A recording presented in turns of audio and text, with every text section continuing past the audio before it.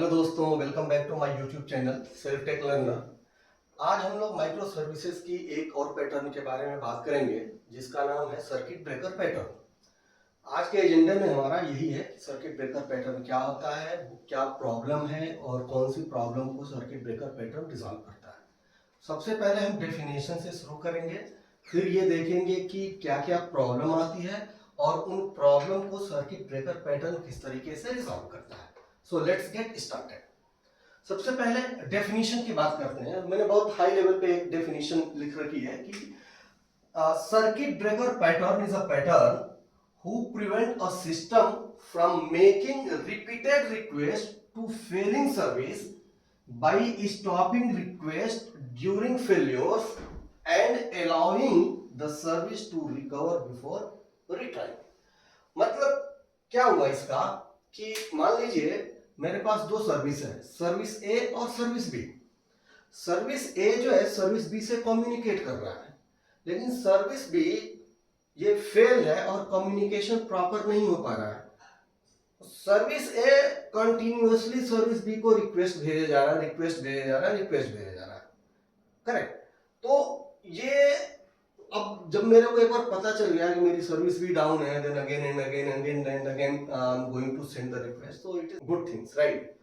तो उसके लिए क्या काम करता है ये सर्किट ब्रेकर पैटर्न, बोलता है कि ओके जी, जब हमको पता चल गया कि मेरी एक सर्विस जिसको मैं कॉल कर रहा हूँ वो फेल है, तो ये फर्दर कोई रिक्वेस्ट वहां पे भेजने से सर्विस ए को रोक देगा। फिर कोई फर्दर रिक्वेस्ट सर्विस बी पे नहीं जाएगी। कब तक नहीं जाएगी? जब तक सर्विस बी रिकवर नहीं हो जाए। फिर कैसे पता चलता है कि सर्विस बी रिकवर हो गई? ये सारा कंसेप्ट मैं आपको थोड़ी देर में बताने वाला हूं। ओके, तो डेफिनेशन क्लियर हो गई कि एक सर्विस जब दूसरी सर्विस को कॉल करती है और दूसरी सर्विस अगर फेल हो जाती है तो सर्किट ब्रेकर पैटर्न तो पहले सर्विस से जो रिक्वेस्ट दूसरी सर्विस को जा रहा था उसको प्रिवेंट करता है, और तब तक प्रिवेंट करता है जब तक कि दूसरी सर्विस रिकवर होकर प्रॉपर फंक्शनिंग न कर रही है। ओके, तो अब इसको एक एग्जांपल से समझते हैं। ओके, मान लीजिए मेरे पास ये एक सर्विस है पेशेंट की,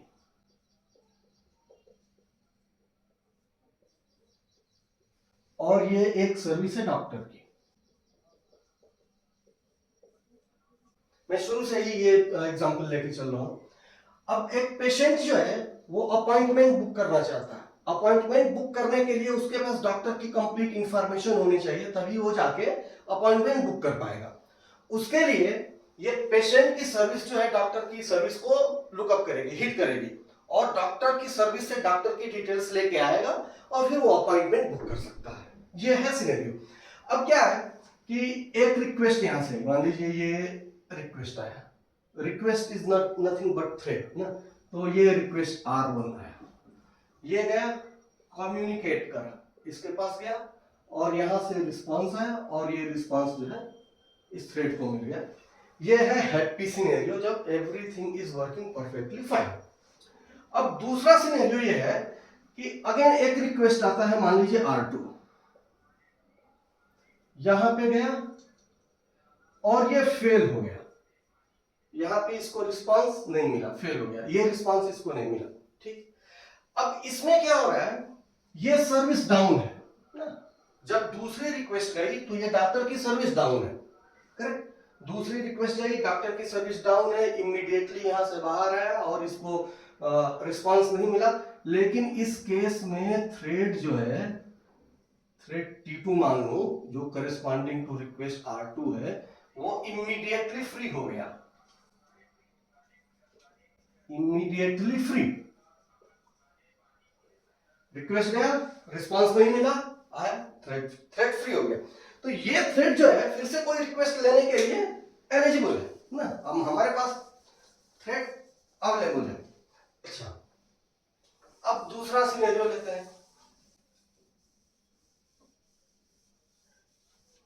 पहले सिनेरियो में हमने क्या देखा कि रिक्वेस्ट गई, इसने रिस्पांस नहीं करा, फेल हुआ और इमीडिएटली वो थ्रेड हमारे पास फ्री होके अवेलेबल है। लेकिन क्या जब मुझको पता है कि ये सर्विस हमारी डाउन है, इवन तो हमारा रिक्वेस्ट इमीडिएटली फ्री हो जा रहा है, थ्रेड इमीडिएटली फ्री हो जा रहा है दूसरे रिक्वेस्ट को एक्सेप्ट करने के लिए, इवन तो जो ये फेलियर वाला सर्विस है इस पे बार बार रिक्वेस्ट भेजना ये कतई जो है बेहतरीन तरीका नहीं है, तो उसको भी वो प्रिवेंट करता है सर्किट ब्रेकर, उसको हम नहीं भेजेंगे वहां पे। दूसरा सिनेरियो क्या है कि ये सर्विस आपकी मान लीजिए स्लो रिस्पॉन्स कर रही है, और ये वाला सिनेरियो जो होता है वो बहुत डेंजरस होता है जो स्लो रिस्पॉन्स करता है। क्यों, क्या होता है कि मान लीजिए ये हमारे पास रिक्वेस्ट का पूल है ना, यहाँ पे R1 R2 R3 करके मान लीजिए R100 ये रिक्वेस्ट, ये हमारे पास इतने थ्रेड है। एक रिक्वेस्ट R1 गई, इसके थ्रू डॉक्टर को हिट करा, स्लो रिस्पॉन्स है ना, तो ये क्या है कि एक रिक्वेस्ट गया, मान लीजिए यहाँ R1 की गया, ये आया R1 रिस्पॉन्स आने में टाइम लग रहा है, वेट कर रहा है, wait for response for request R1 के लिए वेट कर रहा है। उसी बीच में मेरा क्या है कि एक दूसरा रिक्वेस्ट आ गया R2, अब R2 भी गया, R2 भी वेट कर रहा है, सिमिलरली R3 करते करते अब क्या हुआ, यहाँ पे हमारा जो भी रिक्वेस्ट है ना वो वेटिंग स्टेट में, जो भी थ्रेड है वो वेटिंग स्टेट में है। पता चला कि जब 3 या 4 रिक्वेस्ट हमारे पास आ गए तब जाके पहला वाला रिक्वेस्ट हमारा फ्री होता है, करेक्ट। अब आप समझ लीजिए हमने एक ऐसे सिस्टम पे डिप्लॉय करा है जहां पे कि maximum 100 thread at a time वो मशीन एक्सेप्ट कर सकती है, 100 रिक्वेस्ट। अब क्या हुआ, एक ही साथ 100 रिक्वेस्ट आता है इस डॉक्टर सर्विस को हिट करने के लिए पेशेंट के थ्रू, मतलब आप ये ऐसा समझिए कि एक ही बार में 100 पेशेंट अपॉइंटमेंट बुक करना चाहते हैं, 100 के 100 रिक्वेस्ट जो है पेशेंट के थ्रू डॉक्टर पे गई, और 100 के 100 रिक्वेस्ट जो है स्लो रिस्पांस की वजह से वेटिंग स्टेट में है। वेटिंग स्टेट में होने की वजह से क्या हुआ कि जब 101 रिक्वेस्ट आएगा तो वो इसको भी फेल कर देगा, क्योंकि अब पेशेंट जो है, पेशेंट की सर्विस 101 रिक्वेस्ट को नहीं हैंडल कर रही है, वो क्यों में पड़ा रहेगा, क्योंकि ये जो 100 रिक्वेस्ट है ऑलरेडी फुल हो गए हैं और already they are in waiting state. दूसरा जैसे ही ये थ्रेड गया, ये अब क्यू में लग गया, क्यू में लग गया तो पेशेंट सर्विस ऐसा लगेगा कि अब पेशेंट सर्विस तो फेल होगी, बट एक्चुअली में स्लो रिस्पांस किसका है, डॉक्टर का। तो डॉक्टर के स्लो होने की वजह से अल्टीमेटली ये रियलाइज हो रहा है कि ये पेशेंट की सर्विस जो है डाउन है या स्लो है या रिस्पांस नहीं कर रही, ठीक। यहां पे देखिए स्लो की वजह से क्या क्या प्रॉब्लम हुई, एक तो हमको ये प्रॉब्लम मिला, ऐसा लग रहा है कि पेशेंट डाउन, एंड यूजर के लिए इट सीम्स देन कि पेशेंट डाउन हो गया। दूसरा, सीपीयू का यूटिलाइजेशन हाई है, क्योंकि सारे के सारे thread at a time wait कर रहे हैं।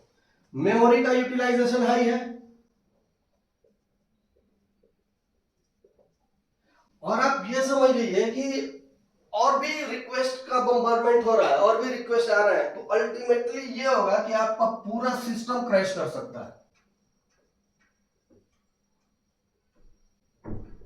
पूरा सिस्टम क्रैश कर सकता है। तो स्लो की वजह से ये सारी प्रॉब्लम हो गई, और इन सारे प्रॉब्लम को सर्किट ब्रेकर पैटर्न जो है वो रिजॉल्व करता है। वो कैसे करता है उसके बारे में मैं आपको बताता हूं। क्या है कि सर्किट ब्रेकर पैटर्न में 3 स्टेट होते हैं, क्लोज्ड, ओपन, हाफ ओपन, ये 3 स्टेट होते हैं, और तीनों के बारे में हम डिस्कस करेंगे बारी बारी से। बाय डिफॉल्ट जो होता है वो स्टेट होता है क्लोज्ड। उसके बाद क्या होता है कि जब एक सर्विस दूसरे सर्विस को कम्युनिकेट करती है और रिस्पांस वहां से नहीं मिलता है, तो फिर वो आ जाता है ओपन स्टेट में।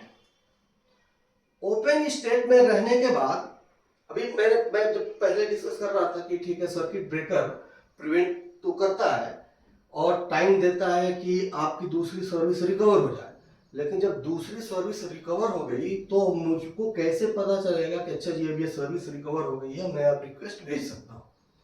तो ये ओपन स्टेट से जब ये हाफ ओपन स्टेट में अपने आप जाता है तो ये वेट करता है कुछ टाइम के लिए। ये कॉन्फ़िगरेशन में हम इसका ड्यूरेशन दे देते हैं। मैंने बोल दिया अगर जो कि अच्छा जैसे ही ये ओपन स्टेट में गया 10 सेकंड तक वेट करेगा, तो 10 सेकंड के बाद फिर से ये चला जाएगा हाफ ओपन स्टेट में।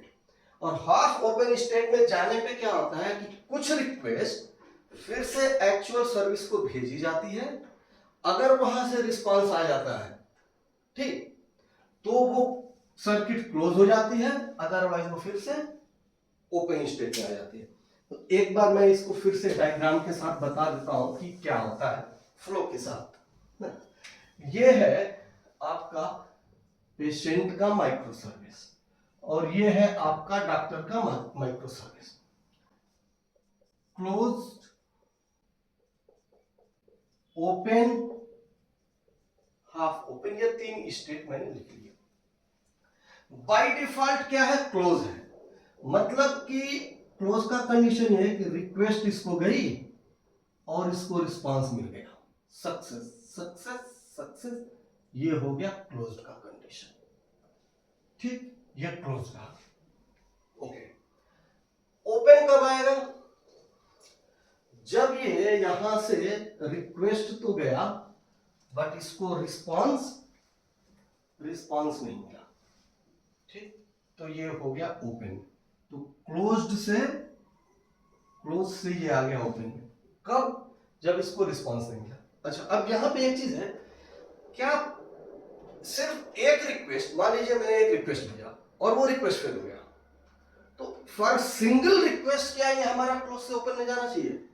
क्योंकि हो सकता है कि उस ड्यूरेशन पे एट दैट टाइम थोड़ा सा नेटवर्क का कुछ प्रॉब्लम रहा हो जिसकी वजह से मुझको रिस्पांस नहीं मिला।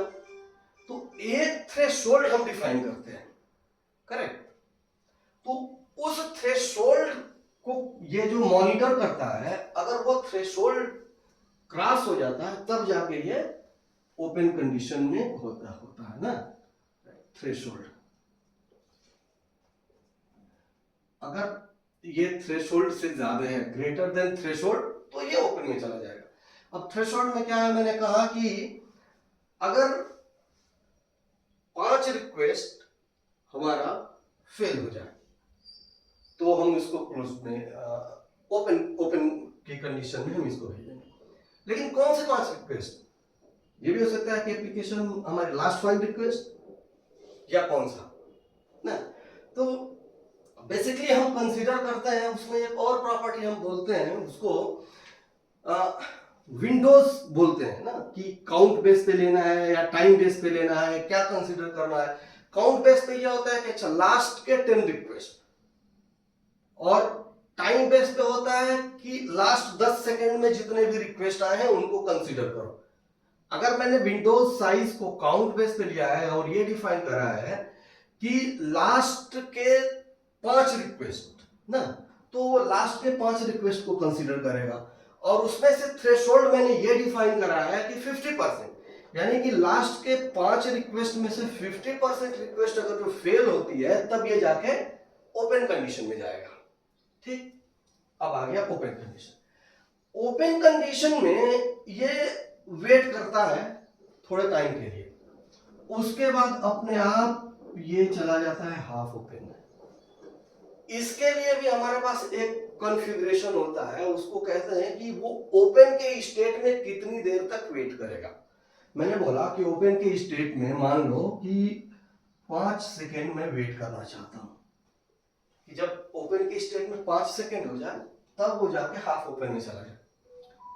जैसे ही ये हाफ ओपन में पहुंचता है, ये सारे रिक्वेस्ट को नहीं, कुछ रिक्वेस्ट को एक्चुअल सर्विस पे हिट करता है। यानी कि अगर आप ये समझिए कि हाफ ओपन से फिर ये एक तरीके से एक कॉल ये मारता है इसको ना, कम्युनिकेट करता है। अगर ये सक्सेस हो जाता है, अगर ये सक्सेस होता है तो ये आ जाता है क्लोज्ड में, सक्सेस के केस में। अगर ये फेल होता है तो ये फिर से अपना आ जाता है ओपन स्टेटस में, फेल्योर के केस में। तो ये रहा सर्किट ब्रेकर पैटर्न का design. Close by default close होता है। क्लोज से जब एक मिनिमम थ्रेशोल्ड जब क्रॉस हो जाता है तो वो ओपन कंडीशन में जाता है। ओपन में वो वेट करता है। हम वो जो कॉन्फ़िगरेशन की ओपन के स्टेट में कितनी देर तक रहेगा, हमने बोला है 5 सेकेंड, तो 5 सेकेंड के बाद ये हाफ ओपन में चला जाएगा।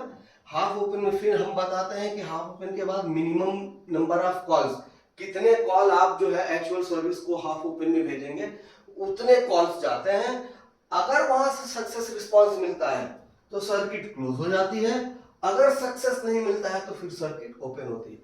अच्छा, यहां पे भी जब हाफ ओपन से इसको जाते ही है कॉल, तो ये जो थ्रेशोल्ड यहां पे डिफाइन होता है ना, वो थ्रेशोल्ड यहां पे भी अप्लाई होता है। यानी कि अगर थ्रेशोल्ड मतलब नंबर ऑफ परसेंटेज, कितने परसेंटेज रिक्वेस्ट सक्सेस हुए और फेल हुए उसके बेस पे, अगर मैंने यहाँ पे 50% डिफाइन करा है कि अगर जो 50% रिक्वेस्ट फेल होंगे तो सर्किट ओपन होगी, वो यहां से भी अब हाफ ओपन में मैंने ये बोला है कि अच्छा मैं 4 रिक्वेस्ट को परमिट करूंगा यहां पे जाने का, उससे ज्यादा का नहीं। 4 रिक्वेस्ट जो है हाफ ओपन से जाके इसको हिट करके देखेंगे कि क्या सर्विस प्रॉपर रिस्पॉन्स कर रही है कि नहीं।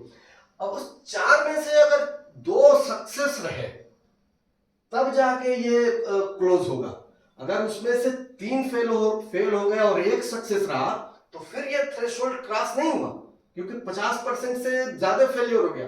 50% से ज्यादा जैसे ही फेलियर हुआ तो ये ओपन के कंडीशन में आ गया। तो वो जो परसेंटेज वाला जो थ्रेशोल्ड है कि कितना परसेंट रिक्वेस्ट हमारा फेल होना चाहिए तब वो ओपन कंडीशन में जाएगा, वो हाफ ओपन के कंडीशन में भी वो अप्लाई होता है। Okay, perfect. ये रहा आपका सर्किट ब्रेकर पैटर्न के बारे में जानकारी। अब मैं इसके नेक्स्ट वीडियो में आप लोगों को इसके कई सारे कॉन्फ़िगरेशन है, बहुत सारे कॉन्फ़िगरेशन है। वो सारा कॉन्फ़िगरेशन मैं आप लोगों को नेक्स्ट वीडियो में बताऊंगा, उसका क्या मतलब है, कैसे कॉन्फ़िगर करते हैं, हर एक प्रॉपर्टी का क्या मतलब होता है। That's all from my side. If you have any question, please let me know. I will try to answer each and every question. Thank you. Thank you very much.